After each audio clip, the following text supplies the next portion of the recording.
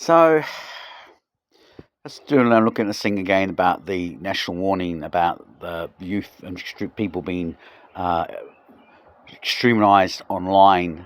Um, and again, there's the three things that come down to this. Well, the first one is that where are all the articles? Where are all the documentaries showing people how, when you're looking at information, to actually fact check things, showing them how to fact check, showing them, explaining them why you've used multiple sources and the sources come from independent origins.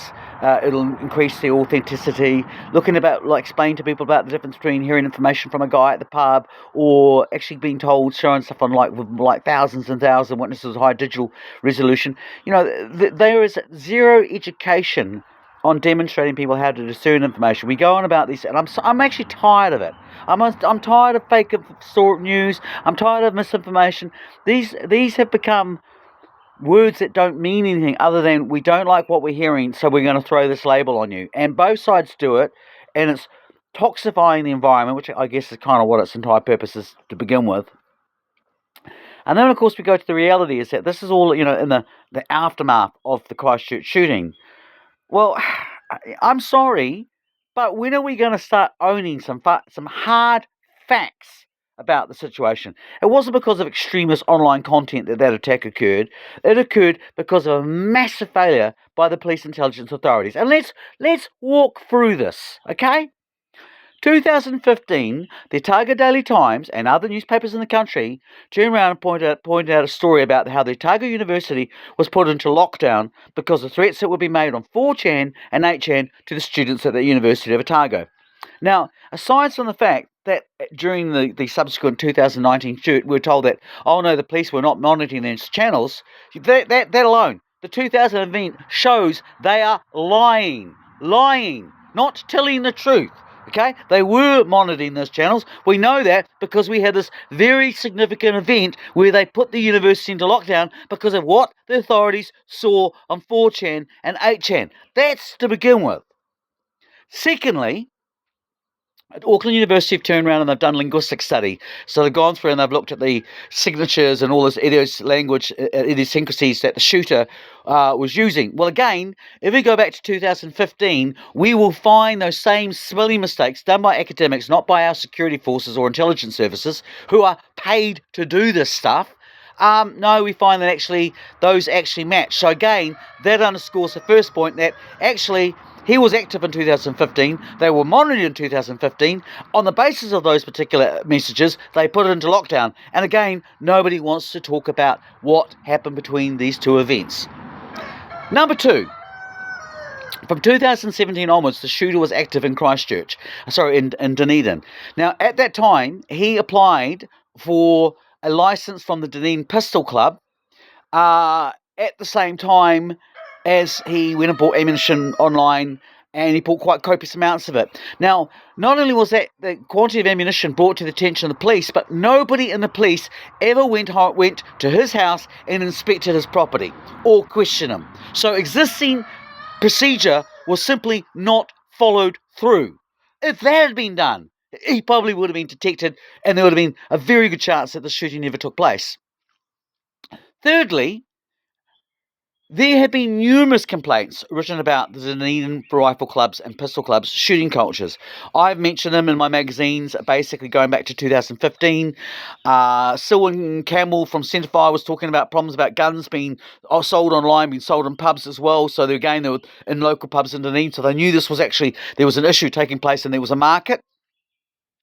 There was a very distinguished soldier who also made a complaint, as I believe there were other people, and I think this will come out eventually, but we know for a fact that he made complaints about what he saw in terms of Confederate flags, the use of actual humanoids in target practice, which is, as an ex-army person, I'm telling you right now, that's really a no-no, and the police, when it was brought to them, should have done something about it. But again, the police, New Zealand Armed Defenders, used that club. So did members associated with the Road Knights, which recruit members from the far right. In fact, if you look at, so do mercenary forces, including Jeff Todd group, whose logo is a knight in armor with a couple of axes, just like pretty much all like the road knights, and pretty much all kind of like all these Gladio nuts that keep going around, including our friend. So the artwork and symbolism is incredibly amazing. Literally, it's the Minerva, oi, oi, oi. So all these red flags that, again, if you had supposedly intelligent people that know their jobs and know what they're doing, would have picked up on. But no, they didn't do that. Instead, what those people did was they smeared that particular soldier. They were allowed to go and investigate themselves. They were then allowed to contribute their material into the royal inquiry, while the soldier never was called as a witness to the inquiry to actually refute those charges. And this is the Dunedin CIB, the same police officers who have been subject to a royal inquiry, which basically said, well, actually, this group of cops have got a really negative culture, and you've got a rap sheet of these guys, which is just getting embarrassing, frankly. Okay? David Bain, Scott Watson, Michael Swan, all these same cops all turn up in the background in all of these cases. To the point, they literally had an inquiry. Remember how they also turned around and talked about, back then in Bain case, they talked about police officers turning around watching terrible, nasty video porn? Gee, which top cop does that remind me of? Remind me when Wayne Ida talked about that same thing along with Joe Curran? I would say that our problem is not about extremists. It's about the fact that we actually have an absence of counterculture, which will not police actually own, and will not own any responsibility or accountability for its failures. Last but not least, 2017, there was a break-in to the Dunedin Pistol Club, the group that had vetted for that particular guy who had also been brought to the attention because of the amount of ammunition, and the ammunition seller was like, well, I'm not kind of very keen about what's going on here. And they, when he tried to give his inquiry, give his evidence in an inquiry about relating to, I think it was the buyback scheme, they just cut him off in the middle of his video. Because that's now what they're using, online censorship. And this is the thing they say they want more of us to prevent. I don't think it's about preventing hate, people. 2017, same club, 26,000 rounds, enough to arm a small freaking army. Hundreds of handguns, assault rifles, all gone. They only recovered a very few of them, sold to these same gangs, which again feed to basically white supremacist groups. Also, most and not least important, is that this that also was taken was a logbook which had every single member of that club, who then experienced a spate of, again, like, the authorities are saying, oh, this is nonsense. Well, why didn't you show us how many problem reports you had about break-ins of people that had actually had weapons stolen from Dunedin in the 24 months after the 2017 case of the safe being left wide open? Just, So you had basically a threat that could be detected to the shooter at the university lockdown, multiple complaints about the club being linked to very, very dubious break-ins of the president's material, involving lots of these people that we know have got, enough to point that the state even had an inquiry into them. Don't think our issue is the internet, boys and girls. And I think, again, that's really interesting. We go on about how these people out there, how much they hate Donald Trump, which I'm no fan either myself. But he was the guy that turned around and said, we should end net neutrality.